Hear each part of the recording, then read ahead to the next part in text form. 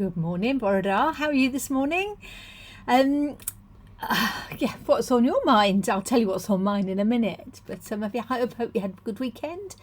All is looking like it'll be all right for the week to come. So what's been on my mind? Well, I've been watching the Olympics, and I've had it on in the background almost constantly if I've been at home, because I'm just in awe of these people.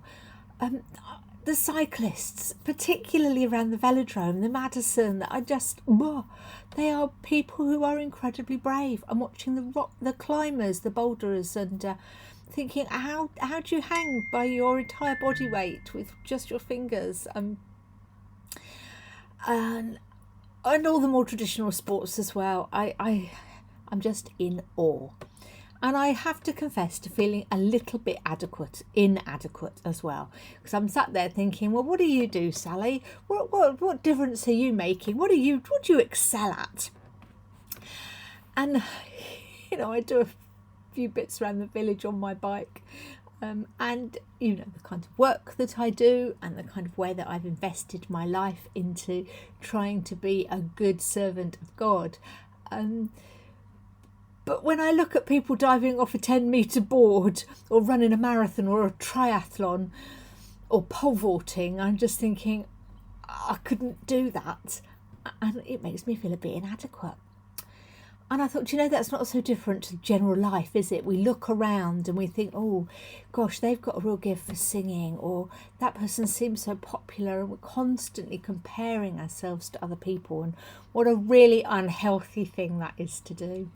So I just wanted to share that with you today, that I think that we have to be mindful of how we compare. And this isn't the saying. The saying is hope is the thief of joy. But I think comparison can be the thief of joy, because actually we've all got our own things that we're really amazing at. And they're what we're supposed to be amazing at. Shine at what you're given. Don't worry about what somebody else has been given. And that's just so easy to say, isn't it? But there is a lovely little bit in Corinthians that Paul shared with the people of Corinth, trying to explain this to them in a way that put it into the context of faith. I'm going to read you the Message version.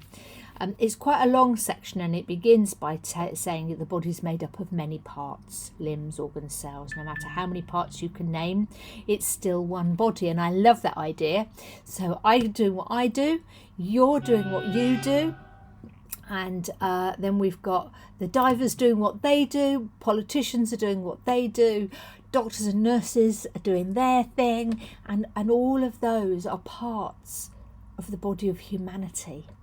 And they're all important and they're all essential. And the reading then goes on to say this: a body isn't just a single part blown up into something huge.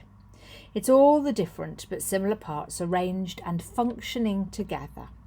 If the foot said, I'm not elegant like the hand, embellished with rings, I guess I don't belong to this body, would that make it so?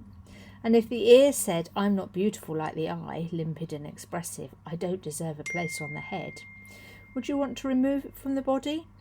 If the body was all eye, how could it hear? If it was all ear, how could it smell? As it is, we see that God has carefully placed each part of the body right where he wanted it. And I don't believe that's just about one human body. In fact, I don't really believe it's about any human body. I think it's about humanity, and that each and every one of us has our perfect place to be. And sometimes when we're feeling a little bit uncomfortable, or when we're not quite sure what we're up to, maybe that's an indicator to us that we're not in quite the right place, and we're not using all of our skills the best we've got. We're not offering our gifts as fully as perhaps God had intended. So it's always worth having a little check-in about how comfortable you feel, because if you're feeling uncomfortable, then maybe it's time to shift something. And if you feel inadequate because you're comparing yourself to someone else, stop, because you're not supposed to be like that person. What your gifts and skills are unique to you, and you are to hold your perfect space in this world, in this crazy path we're on. And I hope that gives you a little bit of confidence to be you, that God intended you to be. that God intended you to be. Does that make some sense? So I'm not going to worry that I can't dive off the 10-metre board, and I'm certainly not going to worry that I can't ride a horse. I do think I need to be a little bit fitter though, but that's a whole nother thing.